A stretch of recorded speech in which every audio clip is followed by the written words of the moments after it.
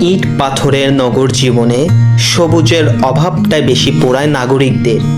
তাই হাজারো ব্যস্ততার মাঝে ফুসরত পেলেই প্রকৃতির সান্নিধ্য পেতে আকুল হয়ে ওঠে মন।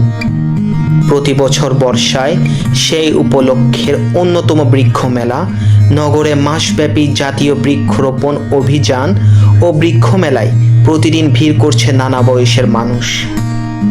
সারি সারি টব, সাজানো সবুজের সম্ভার, ফলদ, বনজ, ঔষধি শোভা বর্ধনকারী দেশি বিদেশি নানা প্রজাতির গাছ যেন রঙে আর বৈচিত্র্যে গড়ে তুলেছে সবুজের রাজ্য।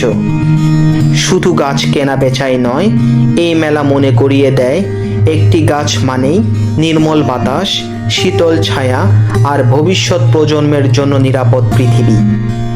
তাই পরিবেশ রক্ষার বার্তাটাও ছড়িয়েছে মেলা প্রাঙ্গণে।